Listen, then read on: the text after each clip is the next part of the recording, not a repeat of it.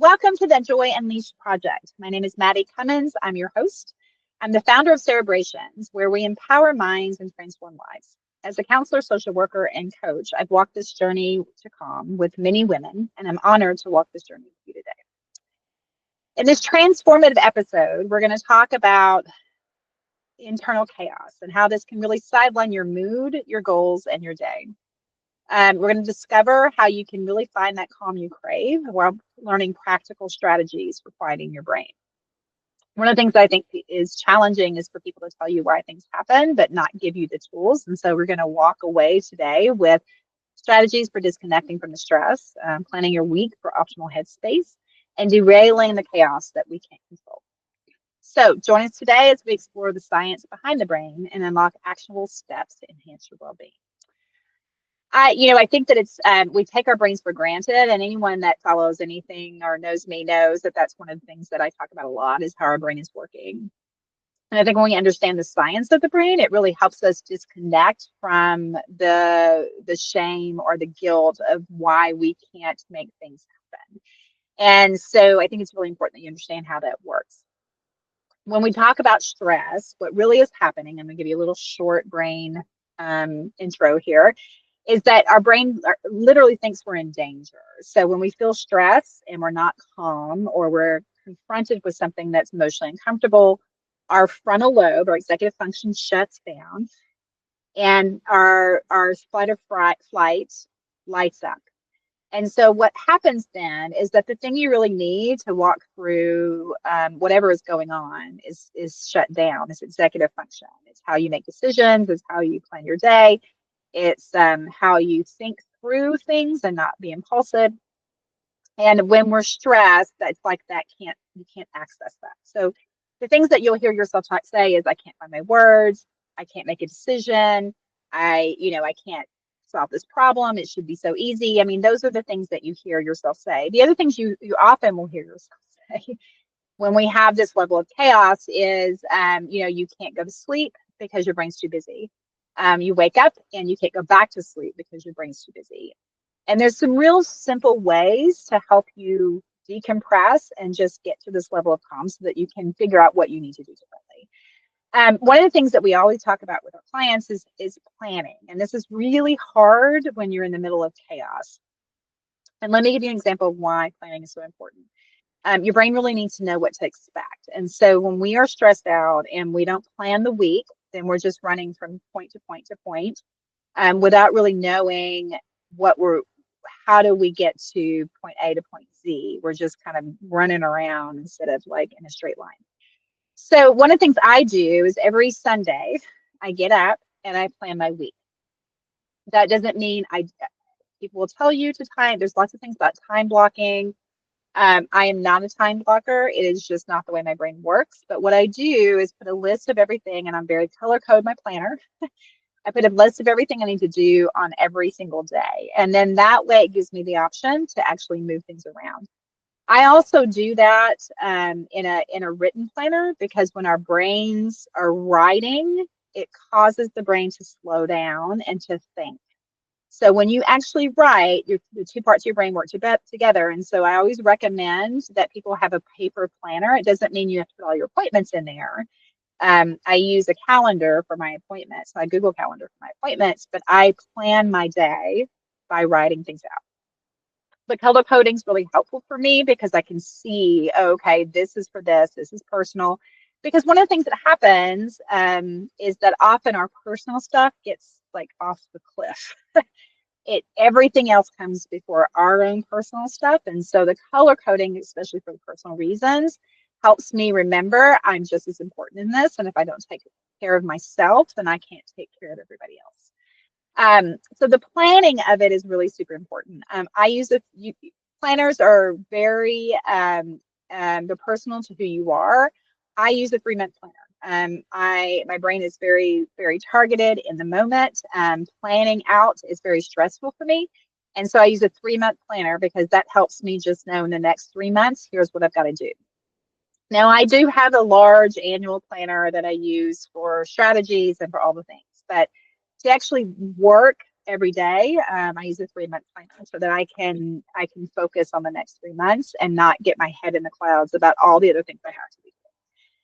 So that's a really good way. And I will tell you, when I don't do that, my week goes way worse, because my brain hasn't walked through what to expect.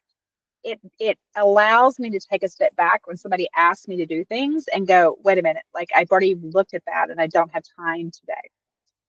So that planning piece is really super important. But life happens, and sometimes you don't get to the planner, and sometimes those routines aren't the way, and then we've got things coming at us. And so, what do you do when you've got this level of stress?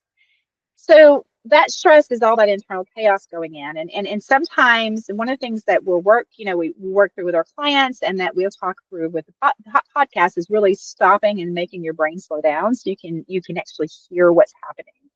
But there's a lot of white noise, and it just feels like this kind of internal, I call it a chaos tornado. It just feels like this like tornado moving around in your brain, sucking up all the energy.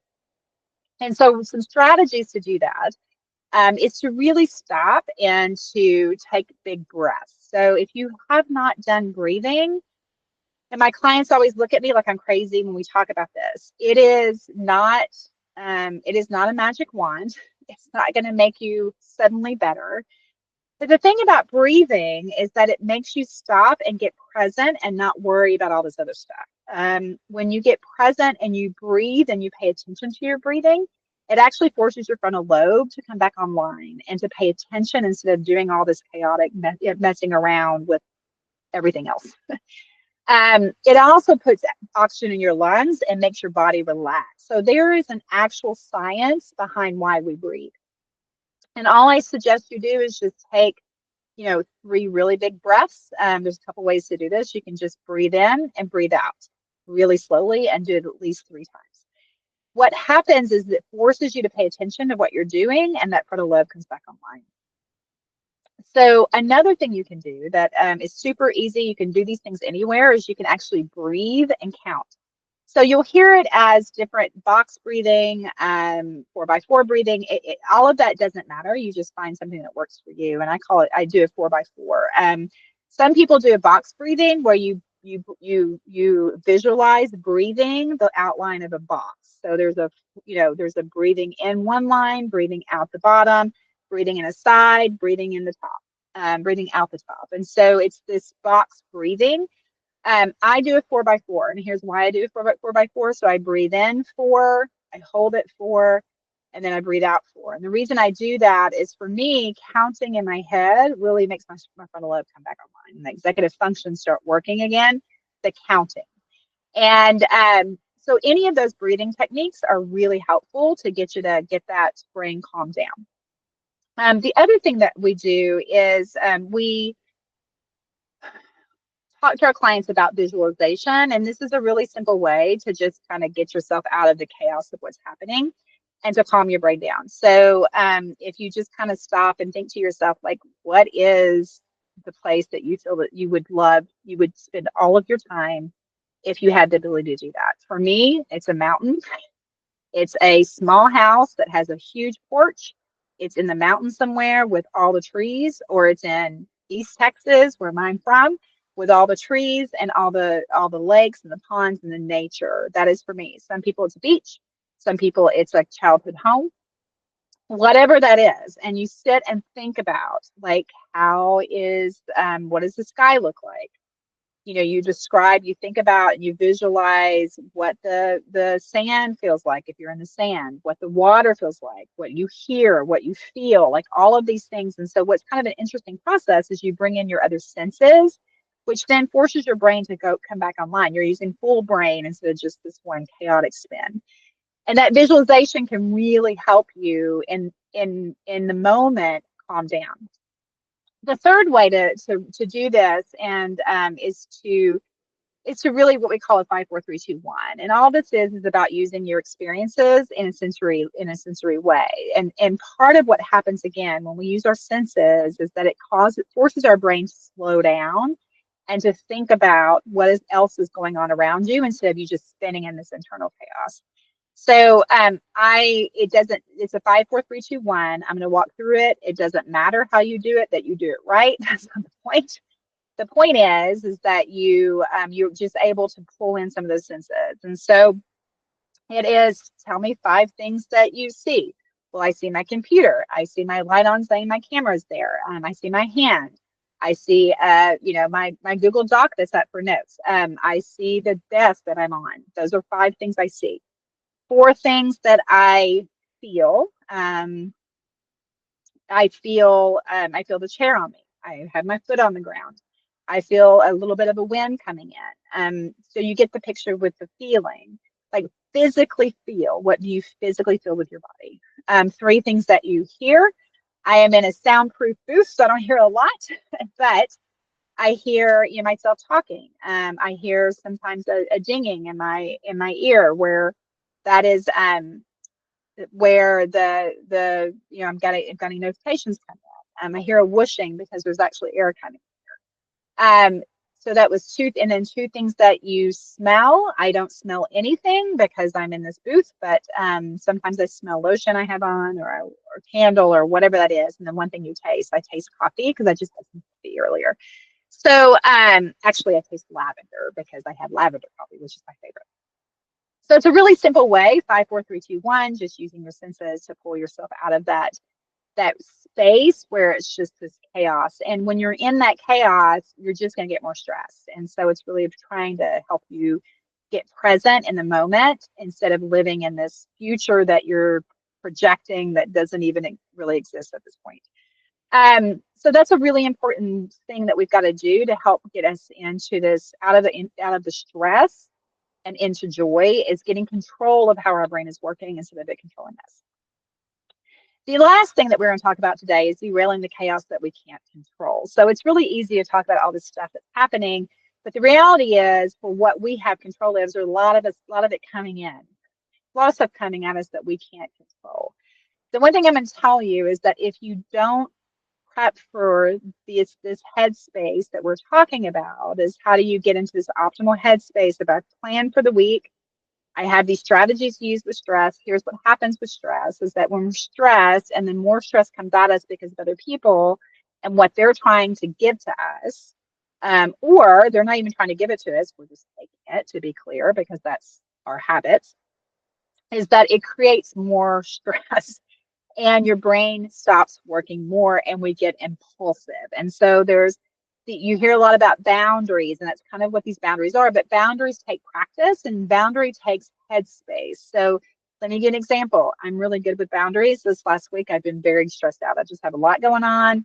I've overscheduled, which is what I typically do. So I have not been as good about boundaries because I don't have the headspace for it this week. That's okay. I'll get back to it next week. But it's because of the planning piece that we just talked about. And so when we can get through this internal chaos, and we're not, because what happens is when we have this internal chaos and we haven't planned and we haven't tried to, we don't have strategies for disconnecting from that stress, and we're just reacting all the time. It's just like, we're just like, yes, what, yes, that, no. I mean, it's just like kind of this reaction. Instead of us making an internal decision, we're just reacting. So what you can do, one of the very first things that you can teach yourself to do is say, let me get back to you on that. What I have learned is when I'm in this stressful space is that I'm going to answer yes to whatever people want me to do. Or I'm going to do exact opposite and just say no because I'm stressed out and I don't want to do it. And I think there's an expectation there that someone's giving me. And so the best thing you can do is come up with some pat phrases. So when you recognize you're in a stressful place, is to be able to say, I'll get back to you on that. Give me about 5 minutes and I'll talk to you about that in a minute. These are phrases we use in our household because all of us know that we are going to get into this internal chaos, and it impacts everybody around us. And so we use phrases like, I need 5 minutes to think about that. I don't respond to texts when I'm in this mood. I don't respond to emails very quickly when I'm in this mood because I know that these are my triggers to then want to people please, go back to my old stuff, the people pleasing, they're just telling people yes, like all the things. Those are my When we're stressed, we go back to the old narrative, even if we know that that is a narrative that's not good for us. So one of the best things you can do is just know that you're in a stressful place and just say, let me get back to you. Instead of responding, because then you just end up taking on more that you can't manage. And then we just start this cycle of chaos and kind of beating ourselves up internally. So I'm really excited to have these conversations with you today. And I hope you found some information helpful and that there were some specific strategies that you said, yes, I'm going to do that this week and I'm going to try that this week. I will be here twice a month. We're going to be including guests into how to look at our lives. How do we start thinking well? How do we start living well? How do we start feeling well? This transformative framework to really look at how we manage life. I want to invite you into our website. The links are in the descriptions to check out some journaling that we can do to help you, that we're providing for you for free to help you get through some of this planning piece that we're talking and really thinking about how your brain is working. And I want to invite you to schedule a call or to check into our Flourish Connect Collective group that we'll be holding. This is a group of women who are coming together. We're really going to walk this journey together on how do we live well, how do we think well, and how do we feel well. And I look forward to seeing you in a couple weeks.